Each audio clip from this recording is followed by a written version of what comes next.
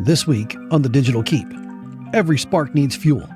Every innovator needs someone who believes in them before the world does. That belief can ignite a chain reaction, one that changes careers, changes lives, and maybe even changes the world. The question is, will you be the spark, or will you pass by and let it go out? This is The Digital Keep.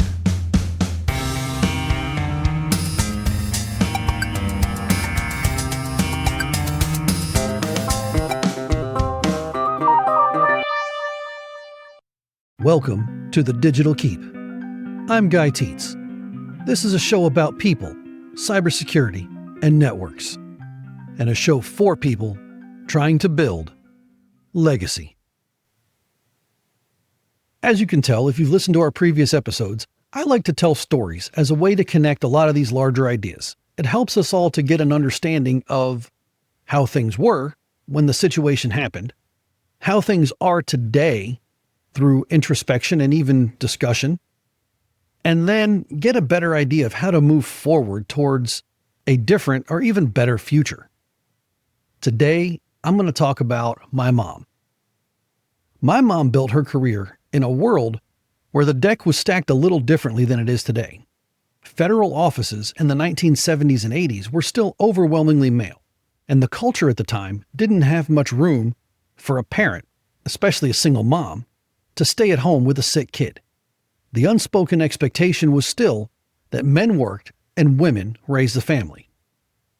When my biological father chose not to be a father, she found herself doing it on her own.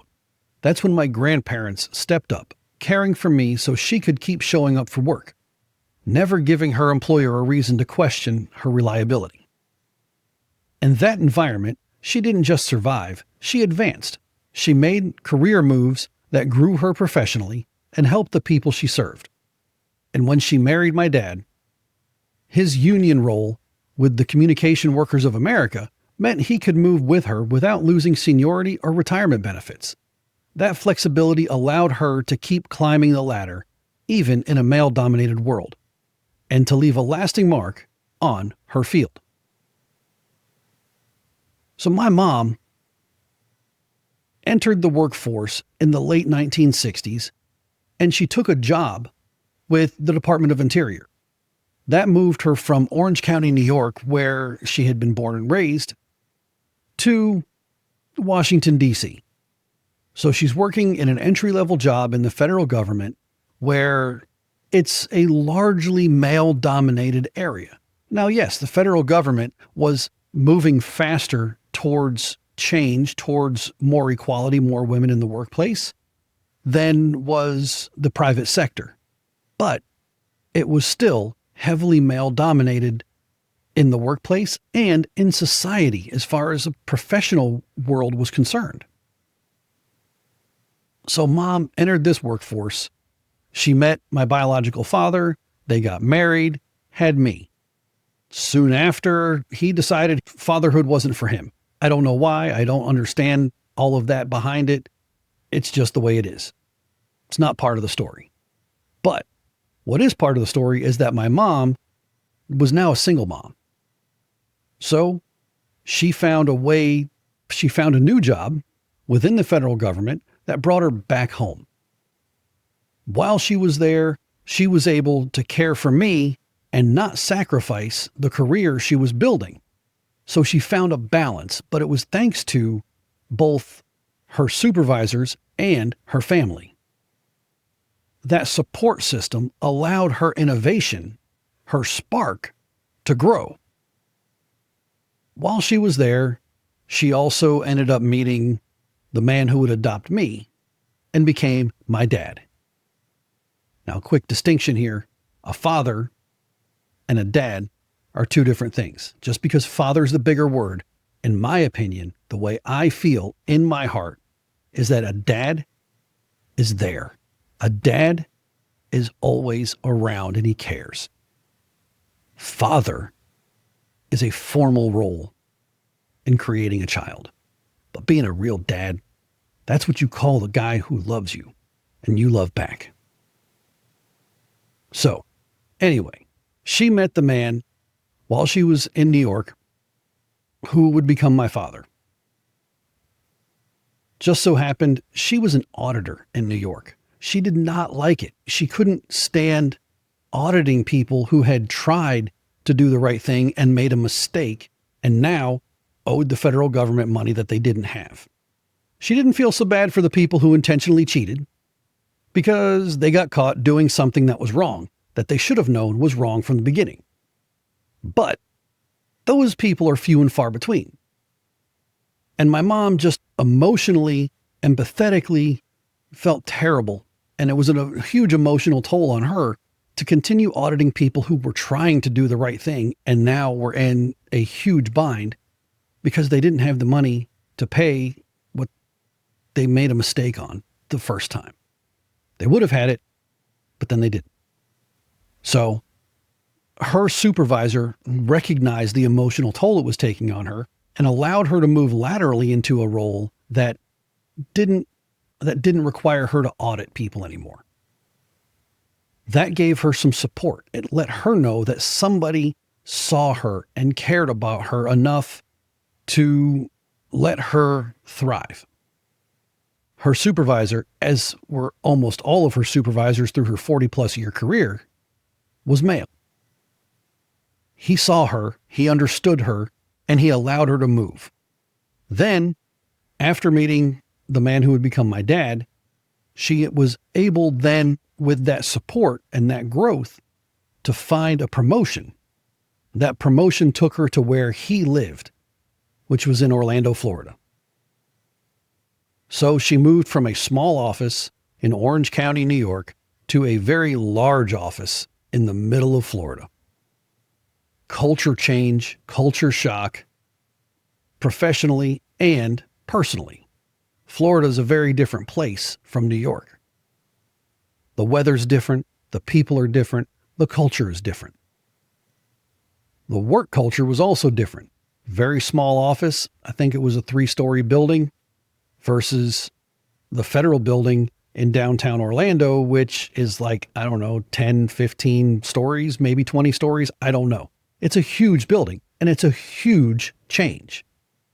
She went from little to no traffic, living in a very small apartment 2 or 3 blocks from work, to now having to drive through traffic, commuting, joining the rat race, and, well, where are we going to live? It's much more expensive to live in a big city like that. Well, we ended up in a trailer park in a town called Bithlo. Bithlo's grown a little bit since then, but it was still a trailer park in the South. My mom found another leader who was able to support her and willing to support her. That support allowed her to take a promotion, maybe 2, while she was in Orlando, but then she found a new job, a new opportunity to promote, still within the IRS, but that took us from Orlando to Jacksonville, where she found another supervisor eventually who supported her and allowed her to grow. Now, this move meant that my dad had to move his job because that's a 3-hour difference. There's nowhere you can live in the middle where it's a normal commuting distance. My dad was a member of the Communication Workers of America and previously had been part of the larger Bell system where the phone company was just one company nationwide. It wasn't divided the way it is now. How it got divided, you can look that up on your own.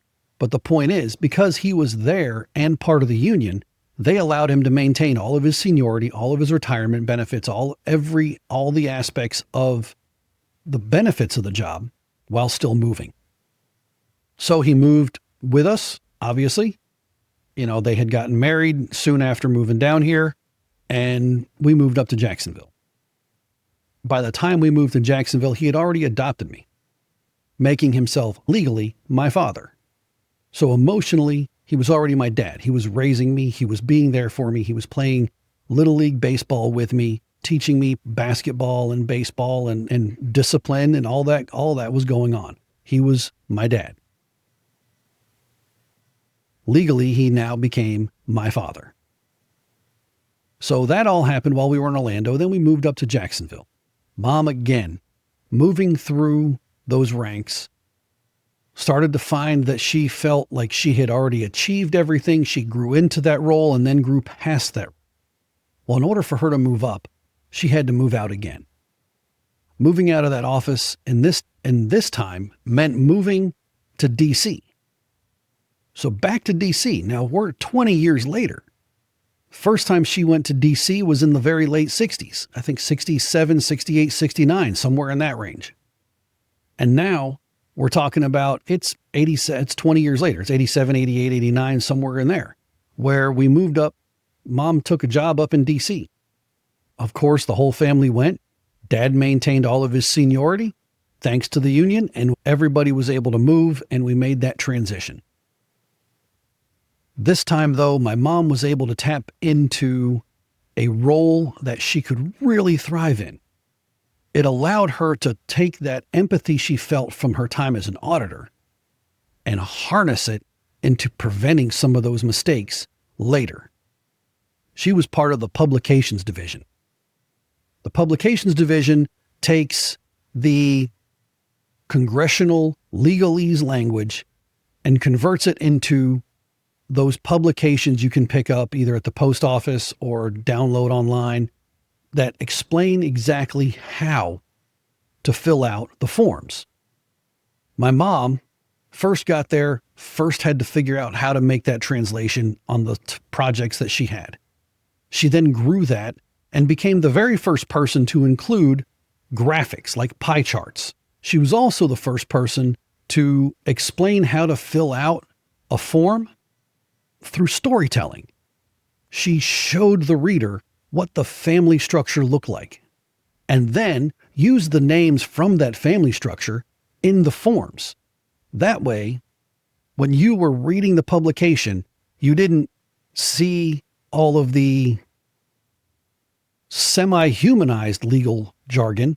You saw, this is what the family looks like. This is how much person A makes. This is how much person B makes. This is the child number one. This is child number two. This is the house they own or rent. All of that was part of the storytelling. But the person's name wasn't person one. It was John. And person two was Sarah. And first child, second child, they had names too. All of that was entered now into the form. So you understood the story of the family, and then you saw it applied on the form. That made it more understandable and more relatable to everybody who's filling out these forms. Her idea was to make people less likely to commit the mistakes that would lead them to getting an audit and then having to pay money. That was her whole motivation. And she was able to do that because her leader, a male, supported her, empowered her, and poured fuel on that spark, that ignition. She innovated in a field where innovation hadn't been thought of before. So she grew in that role to eventually running the whole division for publications. And she loved what she did. She helped people. She mentored people. She guided people. The people she mentored took over the division after she retired. And now those people have retired, and the second generation is now leading that division based on a foundation that she provided, but it's also a foundation she was provided. Somebody provided her support and empowerment. And all the while, she was doing this by not doing what a lot of women were expected to do or encouraged to do in the 70s, 80s, and 90s, which is wearing pantsuits to blend in. My mom refused to do that. She wore skirt suits or dresses. Business appropriate, of course, but she believed she should not have to look and act like a man. Her job, her role as she saw it, was to bring her womanhood, her femininity into the workplace and use that as the alternate. See, her leaders didn't see her as a challenge to their authority, not because she was a woman, but because they saw her as a way to enhance their own positions, to grow their own teams. See, Her supervisors, she was lucky to have them because they didn't see her as a challenge. They saw her as an enhancement. They allowed her to balance out their weaknesses and enhance their strengths, which then became a team-wide effect where everybody was able to balance each other and enhance each other's, so they all grew. My mom was lucky. My mom was blessed with good leadership. And she had the drive, the initiative, the spark, and the intelligence to make that difference. But if her leadership had poured water on that fire, she would have felt underutilized, unseen, and her success would have never been achieved. She achieved the success through her own efforts, but it was fueled and allowed by those who came before, and those who came after her benefited from her fuel and the fact that she used her fuel to help fuel their spark, to help ignite their futures. That is how my mom built a legacy. And that's how every one of us can build our own legacies. One of the things that strikes me most about my mom's journey is that her breakthroughs weren't about fitting into someone else's mold. They were about leaders recognizing the value in how she was different and then giving her the trust, resources, and space to let that difference shine. I've been fortunate enough to experience that myself. At Epic Universe, my director saw something in me that I wasn't fully leaning into yet. The potential to lead, not just as a technical expert, but as someone who could guide people, manage projects, and coordinate vendors, all while keeping my credibility in the technical trenches. He didn't clip my wings to fit a box. He gave me a bigger sky to fly in. Now, while doing that project, the first thing I did was I stepped in and I knew I had the technical expertise. But there was a team of people that were now going to look at me as their manager. One of them had been holding things together in the months since the previous manager left and I came in. So I had to first figure out how I was going to prevent friction between the two of us. I just assigned him a very important task that he also seemed pretty passionate about. And then when he needed extra hands in the field, I said I'd go out and help. So I joined them in the field. There was a complication came up. I asked him what we should do. And his response was, well, you're the manager. You figure it out. And I said, wait a minute. This is your project. In this instance, here in the field, I am just an extra set of hands for you. I'm here to help you. If you want my input, I'll be happy to give it. But your decision, your guidance is what we're following. And from then on, his and my relationship was super smooth. And he understood that I was responsible overall. Therefore, I had to make certain calls. But we didn't have a begrudging relationship after that. In fact, he and I are still friends today. I did lean into the individual contributor role a little too much, trying to do everything myself. You know, whether we're talking about the two-way radios where we had to get two 15-foot tall antennas installed on top of a 12-story hotel, or trying to manage doing wireless Wi-Fi spectrum analysis and changes in the field, or coordinating all of the public safety radio installations with that vendor, or working with the cellular installations on 30 plus buildings and managing that vendor. So here I was trying to manage all of these things myself, and I wasn't quite learning yet how to delegate those things and then still maintain understanding and control of where they were without micromanaging. So micromanagement has been something I've been opposed to and have felt myself, and it's just painful when you're under it, and it's painful to do it. I don't tend to lean towards the micromanagement. Now, I was having some trouble. I was having some struggles because I was trying to do it all myself rather than delegating it to one of my direct reports. So my director, I don't know if he intended it this way. I don't know if this was the outcome he expected, but it's the outcome he got. And he was very happy with it, I think. He looked at me and he says, I can take that off your plate and do it myself if you want. And that hurt me a little bit. That did hurt me a little bit because I felt I'm failing him. And I didn't want to do that. So I told him, I said, no, I've got this. I'll check in with you every week and we'll talk about it and you can give me guidance on how to get better at it. But I had to learn to delegate rather than trying to do everything myself. It's a 150-hour-a-week job if you try to do it all yourself. So I delegated certain parts to my direct reports. And then I kept tabs with them.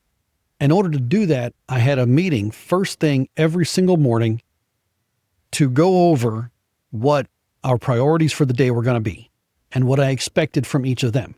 Because it's always been my philosophy that people might meet your expectations accidentally if you don't tell them what the expectations are. But they have an opportunity to meet those expectations intentionally if you express them. So I would tell them what I expected for the day. And they would ask questions. And we had a good open dialogue. And it would last a little bit longer than probably my leadership liked. But when my team left to go out onto the project site, they didn't come back until lunch. They didn't come back for 3-4 hours because they already had all of the directions they needed. And if they had a small clarification they needed, they would just call me. I'd answer it and they could keep going. These were 1 to 2 minute phone calls. So I took the time to express my expectations and gave them the freedom to ask questions. If you've been in the technical field for 30 years like I have, you may look at something and miss some of the nuance or steps involved because to you, it's second nature. To you, it's just, this is a natural progression. I shouldn't have to state this step. But to somebody who's new in the field, they're not going to understand that and they need to ask those questions, and you have to give them the freedom and the respect to ask those questions and not give them an answer that sounds sarcastic or condescending. Because if you're sarcastic and condescending in answers, they won't ask again. So I had to find that footing.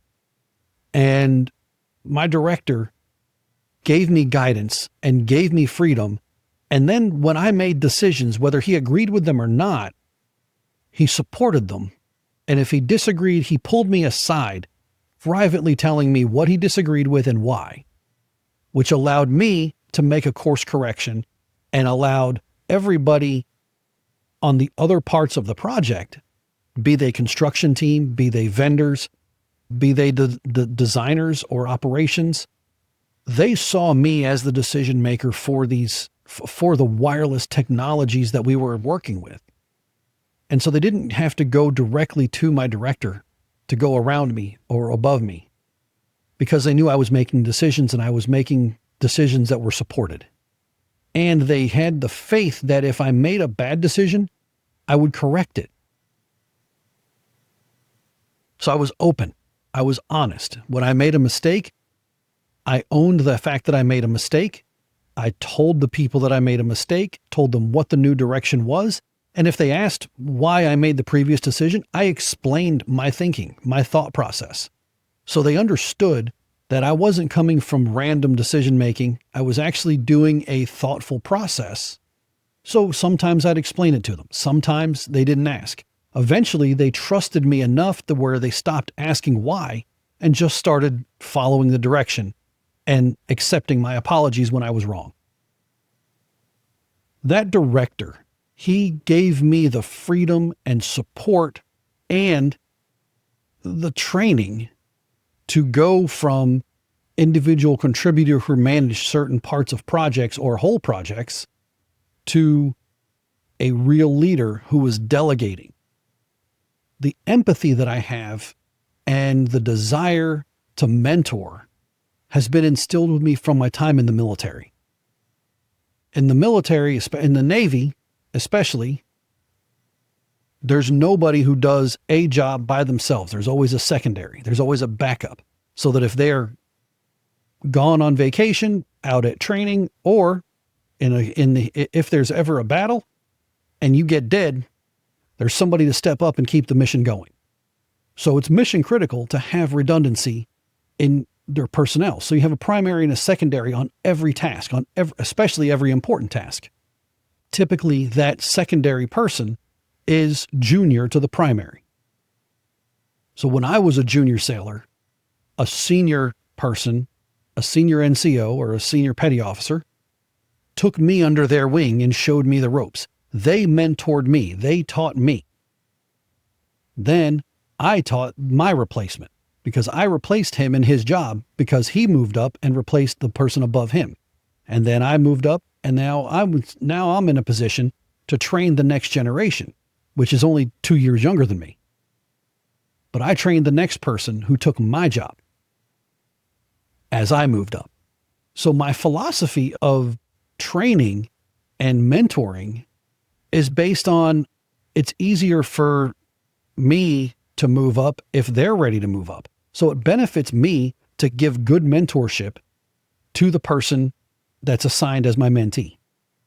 If there's somebody who's an early career person and they work with you, your job is not to pull a Brett Favre and say, I'm not teaching them how to play quarterback. You drafted them. I'm not teaching them. I think that's a poor mentality. I understand it in the NFL context. I understand why Brett Favre did that, because he had a limited number of years left in his career. But at the same time, it's not a team mentality. And when you're part of a corporation, part of an organization, whether it's a corporation, a nonprofit, government, whichever it is, when you're part of an organization, you're not there with a limit, with a time clock of 5 to 10 years, the way professional athletes are. You could be there for 20 years. And if everything goes well, somebody will teach you the ropes and mentor you and give you the support and empower you so that when they move up, you move up too, and then you pass that along to the next person. Too much of modern management teaches the management side. So you can, in my philosophy, you can manage money, personnel, time, materials. You can manage those things. But the personnel translates at some point to people. And you have to lead people. Leading people requires that you actually care. Whether you care about the mission, the organization, or the individuals, you have to care about something that's not just pencils and paper and dollars and cents. You have to care about something greater than that. When you do, you become a leader. You can lead and train and mentor to the top of your ability. Why is that important in the corporate world? Well, that means that you can go from an individual contributor who is at the top of their game to being a leader and multiply that across. You can be a leader with 4 people working for you. You can turn all 4 of those into you as far as their individual contributions. Now, as a business, you took one individual contributor that was the top of his game, the best of the best. You made him a leader, which is a risk. But if they do the mentorship side well, you'll have 4 of them. In modern business speak, you just 4x productivity. Now, how do you get that good leader? That good leader has to be mentored. That good leader has to be taught. Leadership is not something that is necessarily inherent to most people. To me, I feel that it's part of my nature just because I've been in an environment with good mentors since I was a teenager. So the things I learned, the things that I didn't realize I was learning. So mentors, teachers, trainers taught me leadership. And now I kind of am able to do it. But what I didn't learn was delegation and trust. That is what I learned from my director at Epic Universe. He taught me how to delegate, trust, and follow up. He taught me how to not see managing and following up as nagging. He taught me that it was a necessary function, but he also showed me, by the way he followed up with me, he showed me a way to follow up with others that doesn't feel like I'm nagging them or they're being nagged by me. So they don't feel bothered, nagged, pushed in a negative way, and I don't feel like I'm doing it. And I learned that from his example. That example made me into somebody who was a top-notch individual contributor, what I believe and have been reported back to me as a fantastic mentor. And then it made me into a good manager. And that is something that I will forever be grateful for to Epic. That Epic project gave me the chance to grow and to be a part of something greater than myself. And I'll be forever able to point, for the rest of my life, I'll be able to point at Epic Universe and say, I did that. Not by myself, but as one small part of a massive team that built a theme park. And every time somebody smiles and has a good time and tells me that their family went to Epic and had a good time and they'll never forget it, I feel good because I had a small part of that. And I'm proud of that. And I'm proud of the team that did it. The team that I managed and the team that I collaborated with. That cross-functional collaboration, check that on your bingo card. That cross-functional collaboration, I'm proud of that too. I made good friends. I made good professional acquaintances. And I grew thanks to somebody else's support, guidance, and empowerment. So here's the truth. Leadership is not about protecting your turf. It's about creating an environment where other people can grow beyond even your expectations and maybe one day surpass you. I've had that happen too. Your real legacy isn't the projects you deliver. It's not the titles you hold. It's the people that you have helped to rise up. Here's the call to action. If you're in a leadership role, step up. Don't see talented team members as a threat to your value. See them as a way to enhance it. Give them room to try. Give them room to fail. Give them room to succeed and to grow into something bigger than they thought possible. Build a team that reflects your strengths, balances your weakness, and carries your vision further than you could by yourself. That's how you create leaders who will carry your work and your values into the future. And if you're in your early career, or maybe you just feel stuck or underutilized or even invisible, don't wait for someone to magically notice you. Seek out the leader who will challenge you, mentor you, and open doors for you. Look for the people confident enough to invest in your growth because they're the ones who can help you fulfill your potential. Maybe even push you past it. We all have a spark of innovation in us. Everyone. But a spark left alone just dies out. It needs fuel. It needs protection. It needs someone willing to step in and say, I see what you can become. I'm going to help you get there. If you're a leader, be that person. If you're the one chasing growth, find that person. And when your flame is burning bright, pass it on. Because innovation isn't a moment, it's a chain reaction. And you're part of it. Thank you for joining me on this episode of The Digital Keep.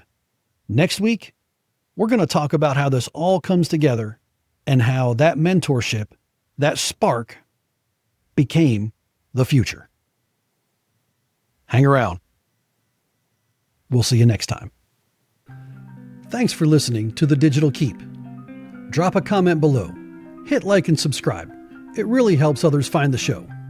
And until next time, watch the walls, mind the gate, and build your legacy.